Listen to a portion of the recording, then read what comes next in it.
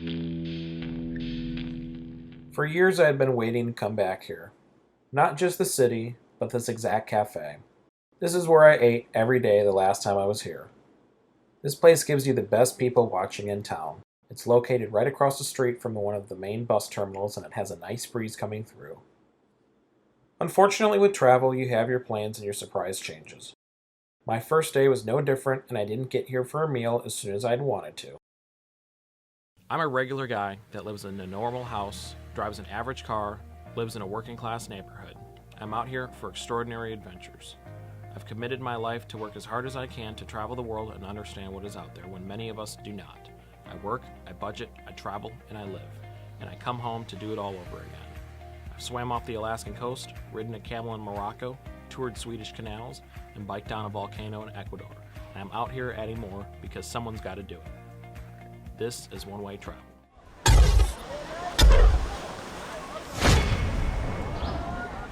Stomach's been a mess this past couple days. I'm really hoping it's not going to continue. Haven't slept well in about 3 days. Been up all night. I'm exhausted. Can barely even think straight right now. I'm definitely going to crash when I get there. I'm just hoping it's not going to continue. It's the worst feeling before you go on a trip. And you feel like your plans are going to get messed up because you don't feel good.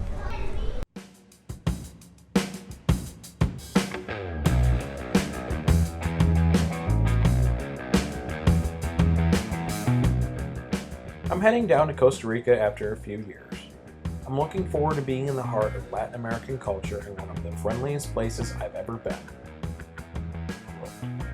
After touching down, usually all the bad feelings tend to go away, especially in better proximity to a bathroom.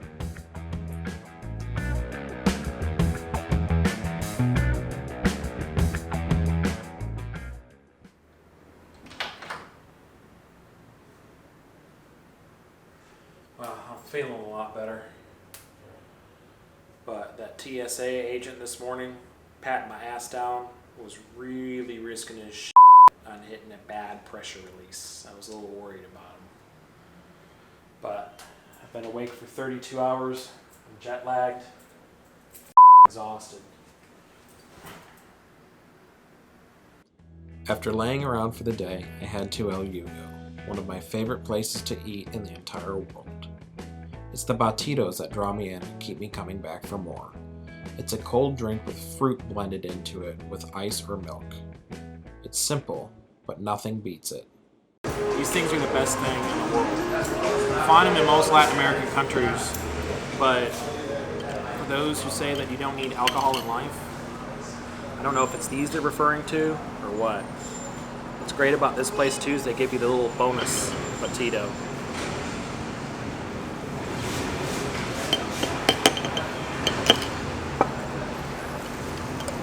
I know I wasn't feeling good yesterday, but I will gladly make myself sick off of these things.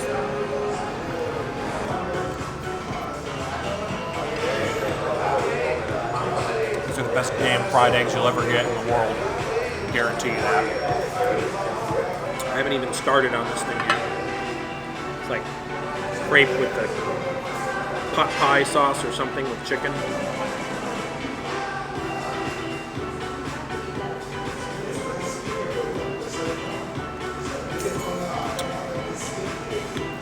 Fantastic.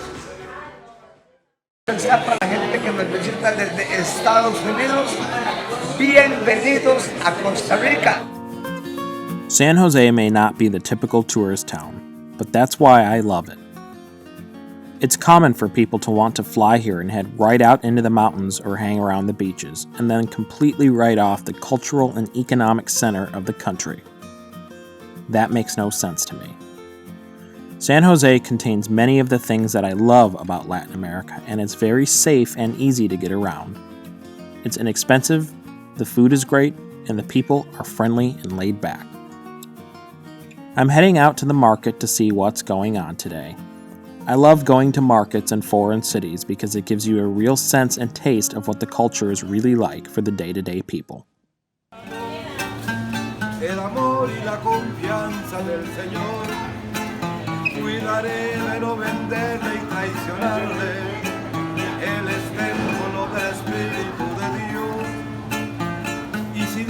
mi riqueza y mis haciendas y muriera en la hoguera del dolor.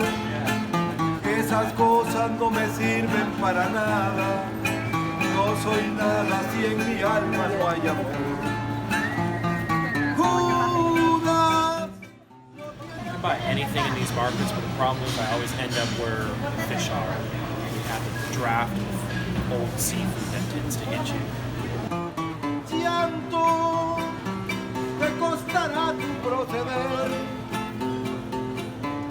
por esa ingratitud, por no haber sido fiel a quien tanto te amó.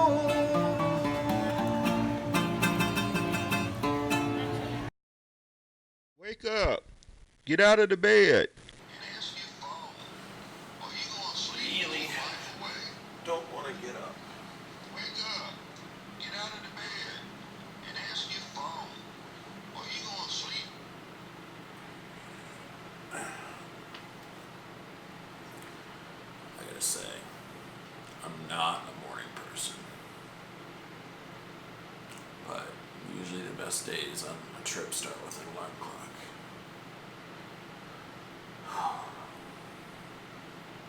Costa Rica is home to many volcanoes.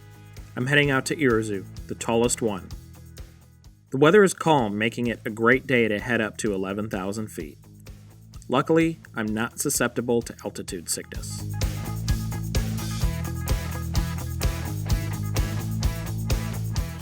It's about 8:30 in the morning. We are at the summit of Irazu volcano. I hate getting up in the morning, I really do, but you kind of forget about being tired when you're at a place like this.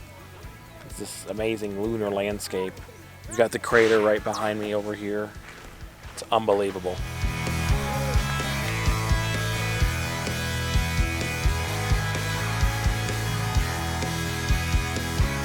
I'm on the Sarapiqui River. This eventually is going to go out towards Nicaragua, but we're not going that far today. So this is part of the Irazu volcano excursion today. This was also included. It's not much better than being out in the jungle with a beer on a boat.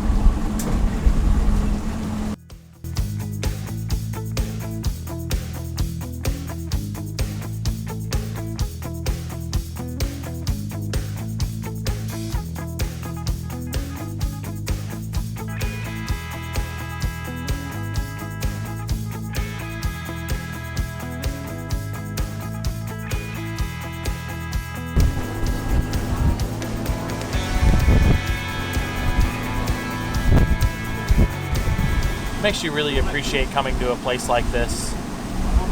A lot of countries like this have a lot of stereotypes that need to be broken down, and you see a lot of people just out on Good Friday playing in the river, fishing, having bonfires, and those are the exact same things that we end up doing that we don't even think about at home. But everybody's doing the same thing as we are doing, and I think that's really important for us to know and to understand.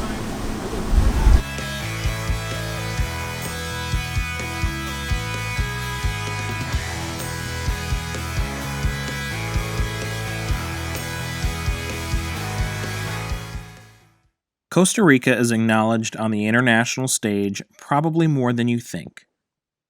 The small country has been a magnet for people from Europe, the US, and the rest of Latin America for quite some time. Hannah grew up in several different countries, but her mom is Costa Rican, which is why she ended up here with the rest of her family. This is home to her, and she is proud of it. Everybody seems to be in a good mood. I mean, is there something about Costa Rica that is cultural there, or is that just... I would say, we were in the New York Times, one of the happiest countries of the world, and also with the most longevity, because people are so happy. So it is something about the way of being. They're just relaxed, they're just easygoing, and it's a lot about the smile and just be happy when you wake up. And I think a lot about faith, there's a lot of Christians or believers in this country. There's a lot of Chinese people that have come here, and a lot of Americans, a lot of people from all over the world that come here. What's drawing them here versus some of the other neighbors around the area? Well, in comparison to Central America, or maybe even around the world, the fact that we don't have military since 1948, and that's just been a country that's free of any kind of conflict, it has become a way of being of the people. So that for the ethnicity of us, or like what denominates us Costa Ricans, being just Pacific people, with the fact that we have perfect weather almost all the time, I guess are two very important factors that people take in consideration when they want to grow old, let's say. So you guys have been without an army for 70 years roughly. Why did they decide that they were going to go a different route and not have it? They were putting investment into this military that they didn't need, and they also just wanted to keep out of trouble and then not take sides. So that's when they just decided to put that money into the education, into the government, into the building, into anything else that brings more benefit. Do people ever worry about the fact that they don't have a military? Do they ever No, feel... we're just glad about that. And also we have 6% of all biodiversity of the world. So imagine that. Like, we have so many little, in such a little territorium, we have so much amount of flora and fauna that it's amazing. It's just unbelievable, really. I think that's one thing that intrigued me too a little bit, that they're very eco-friendly here. Very eco-friendly. We're trying to actually be straw-free. This is an ecological straw, for example. And the Caribbean, they don't use it anymore at all. 15% of the energy they use is from water. And then 15% of the energy they use is from the air or windmills. And the other 5% is for geothermic energy. So they're really just trying to be a carbon-free country for 2020 and trying to direct everything towards that. A lot of people might say too, what's really the point of doing all of that? Because it's a small country, so shouldn't we be worried about having a large country like China, Russia, the United States? Shouldn't they be doing it first in a way? I guess because we're a little country, that's why we think we can actually achieve this. Because there's a slogan that says Costa Rica, no artificial ingredients. And that is what we think. Since we're little, we can engage doing this, and all of us can get together and actually do that. I saw in the news, for example, this morning, that Isla del Coco, which is supposedly the 8th as the wonder of the world, just took out 7 tons of just garbage out of the ocean, diving for it, and that's what people like to do in their free time. We actually have one day of the week that the cars are not supposed to drive, depending on your license plate ending. So if it ends at 0 or 1, you're not supposed to drive on Monday, 2 or 3 on Tuesday, 4 or 5 on Wednesday, and so on. He implemented laws like that. Were people pissed off about that? No, I mean, either you have another car, or you use the public service, or you get together with people, another way to bring people together, and just do the car pulling. Right, that's what the idea is supposed to accomplish. Are there a lot of people from Central American countries that are coming here instead of going to the U.S.?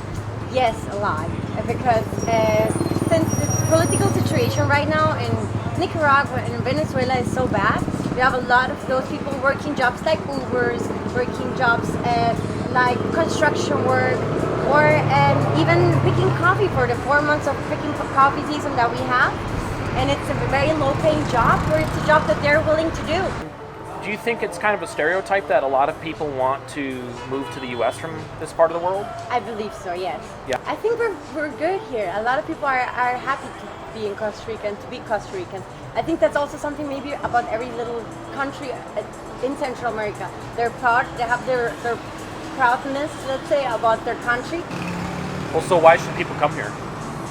They should definitely have the experience to come here, to be confronted with people that are just giving, that are warm-hearted, and that will receive you with open arms, and just willing to show you around, to show you their culture, to give you a little piece of what a Costa Rican is, and just friendliness with no expectations back.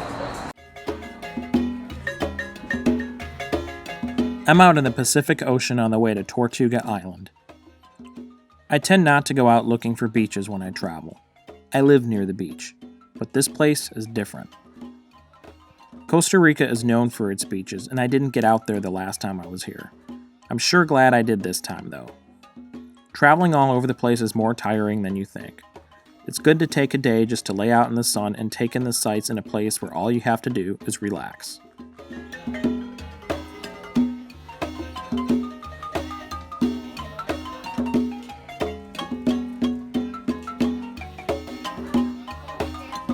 I could live here. The only thing is I need my dogs. I mean, I've said that about a lot of places I've been to. But, I mean, you've got all these iguanas around here. I just kind of keep thinking about what would happen with my dog seeing these iguanas. And I mean, his IQ is about lower than the lowest point in the damn ocean here. But you bring me another beer, ship my dogs here. I'm done making these. I'm done working. I'm staying right here. And I'm going to fry in the sun like a damn potato. I wonder what these guys worry about at night. I see yachts out there. I mean, for sake. You have a yacht, come out here. What problems do you have? It's Sunday, and I work Wednesday, but I think I'm calling off and I'm staying here.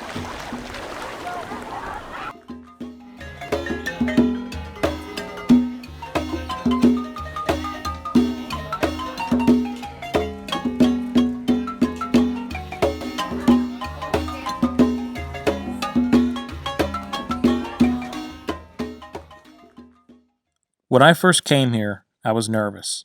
I had never been anywhere out of the country with the exception of Canada, and most of what is broadcasted about Latin America is severely misconstrued.